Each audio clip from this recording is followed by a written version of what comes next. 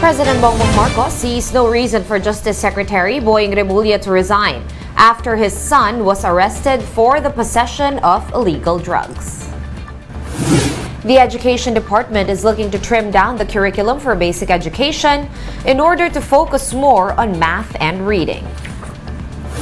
And Tropical Depression Neneng intensifies as it approaches the Philippine landmass.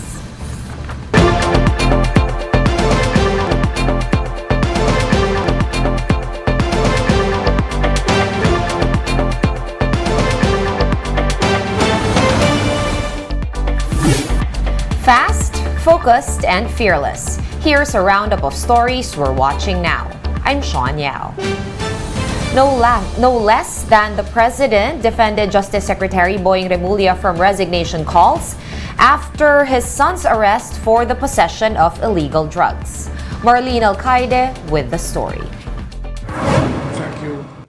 After his 2-week trip to Geneva, Switzerland to tackle the war on drugs at the UN Human Rights Council, Justice Secretary Boying Remulla faces another drug problem. This time, the suspect is his eldest son, who was arrested for possession of over 1 million peso worth of high-grade marijuana. Because of this, #RemullaResign trended on social media. Netizens say that the Justice Secretary should resign as delicadeza. But no less than the President defended Remulla from resignation calls. I think the calls for him to resign have no basis. You call for somebody to resign if he's not doing his job or that they have misbehaved in that job. He has not done anything, quite the contrary. He has taken the very proper position that he is recusing himself from any involvement in the case of his son. But for National Union of People's lawyer attorney Edre Olalia, Remulla may take a temporary leave while the case is ongoing. Olalia added that this latest incident serves as a litmus test on the integrity of the country's justice system. Regardless talaga where it goes, there will be lingering doubts. Most prudent way, really, is to yield. Talaga. We are not short of people who are willing to serve the government. Cases have already been filed against Remulla's son for violating the Comprehensive Dangerous Drugs Act. For News 5, Marlene Alcaide, we are One News. And the Education Department wants to streamline the basic education curriculum to focus more on math and reading. DepEd spokesman Michael Poa told the chiefs that focusing on these two subjects of concern will help address learning gaps among elementary students. We are looking to launch a national reading program. Ito po ay talagang tutugon dun sa mga, lalo na dun sa mga nahirapan matuto sa pagbabasa at sa mathematics because nga wala silang interaction, wala silang school interaction at hindi sila nakapagbasa kasama ng mga peers nila. The DepEd also denied that they have plans to change the way that martial law is being taught in schools. POA was referring to a post circulating on social media, stating plans to reintroduce studies on martial law as, quote, bagong lipunan, in order to avoid offending the president. It's not true. Wala pong ganyan na panukala, wala pong ganyan na pagbabago na napag-usapan or na-propose. We would like to issue an official statement in the coming days regarding that. And the United States has offered the Philippine military to some financing support worth $100 million. U.S. Ambassador to the Philippines, Mary Kay Carlson, said the amount can be used to buy heavy-lift helicopters. The Philippines earlier canceled a $12 billion deal with Russia to purchase Mi-17 choppers. The U.S. has extended more than $475 million worth of military financing to the Philippines since 2015. We will be back with more stories after this quick break. Keep it here on One News.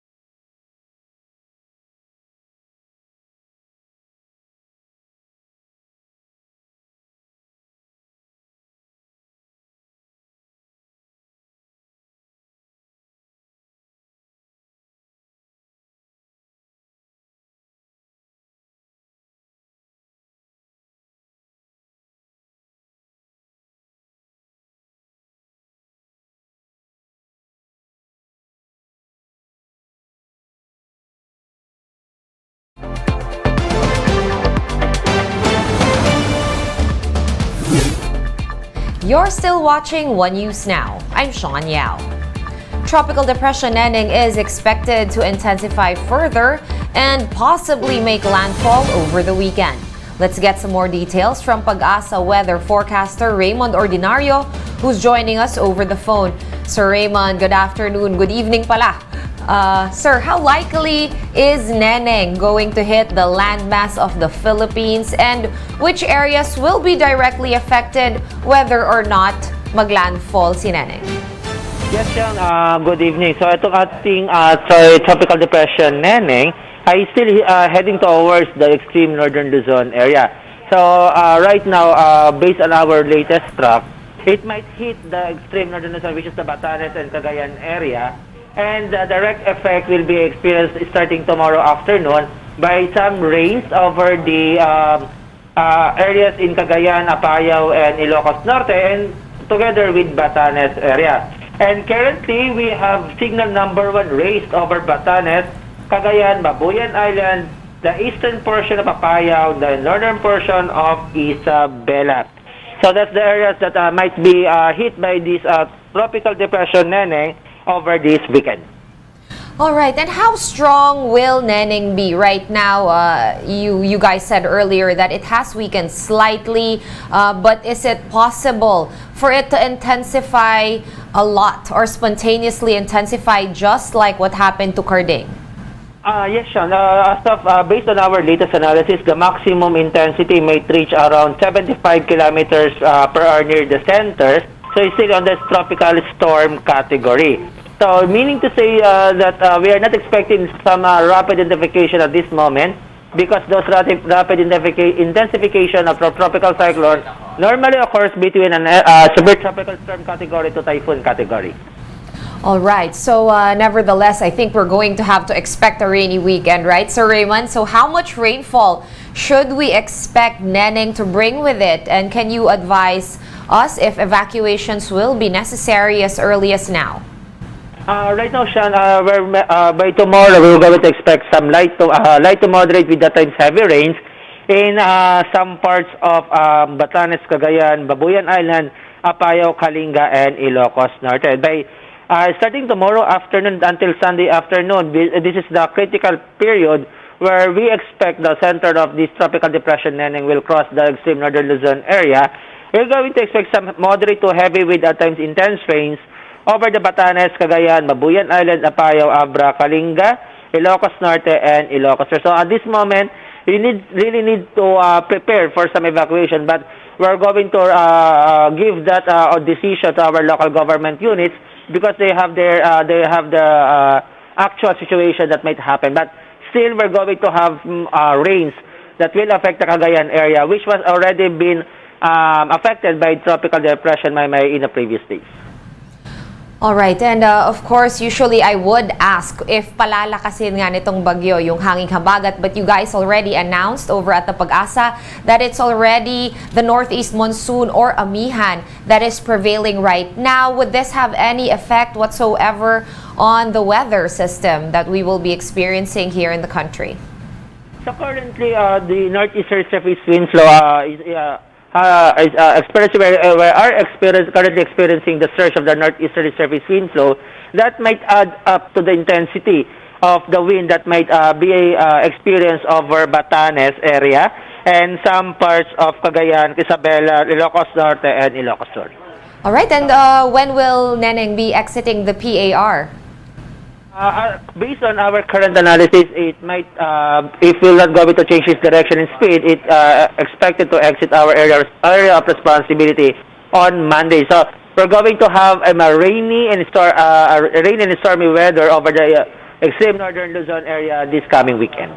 All right, thank you so much for those updates. Raymond Ordinario, Pag-asa weather forecaster over the phone. Thank you, sir. Let's now take a quick look at today's other top stories. The health department says that dengue cases in the country have gone down after peaking in July. All regions recorded a decline in cases except for Northern Mindanao, Davao, Bangsamoro, and Metro Manila. The Catholic Bishops' Conference of the Philippines, or CBCP, is urging Filipino Catholics to return to physical Mass. The group says that the public can now resume their Catholic obligations while still complying with health protocols. President Bongbong Marcos wants better incentives for Filipino scientists to encourage them to work in the Philippines. Marcos Jr. added that this should also encourage the youth to take up science courses in college. For more updates, visit News 5, The Philippine Star, and Business World Online. Visit our website, onenews.ph, for more in-depth analysis. You can also catch One News on Signal Play. Register for a free account at www.signalplay.com and stream One News Live anytime, anywhere. I am Sean Yao. We are One News.